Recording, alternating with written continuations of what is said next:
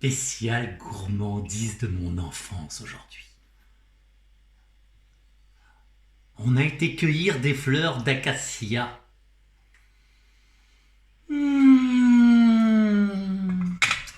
Quel bonheur! Les fleurs d'acacia. La fleur d'acacia, c'est simple. Ça se mange en petits beignets. Tu prends une fleur, tu la trempes dans ta pâte à beignets, tu fais bien chauffer ton huile en faisant attention à ne pas mettre tes yeux au-dessus. Wouhou! Une pâte à beignets liquide, mais pas trop pour bien que ça enrobe toute la fleur. Je l'enrobe. Je lui mets sa belle robe de printemps. J'adore ces odeurs. Et ce son du beignet chantant. C'était ma voisine. C'était Yvette qui faisait ces beignets-là quand j'étais petit. Alors surtout quand vous allez cueillir l'acacia, faites attention. Car sur l'arbre, il y a des grandes épines qui piquent très fort. C'est d'ailleurs la seule chose dont l'autruche a très peur.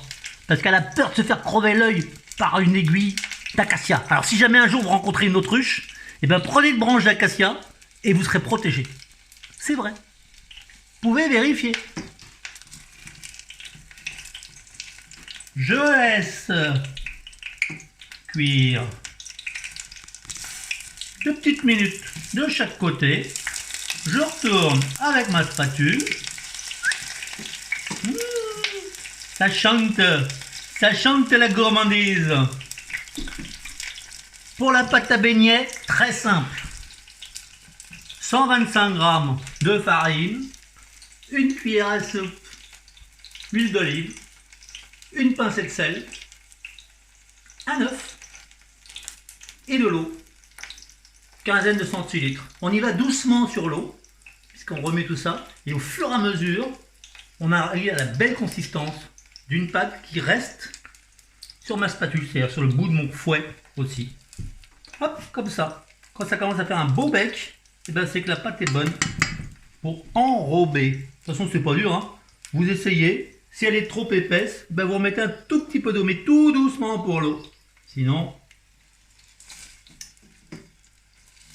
après c'est trop liquide et ça ne va pas aller. Alors voilà, nos beignets sont prêts. Ouh là là là là, qu'ils sont beaux. Il n'y a plus qu'à mettre du sucre et à manger. À vous de jouer. À bientôt, ciao.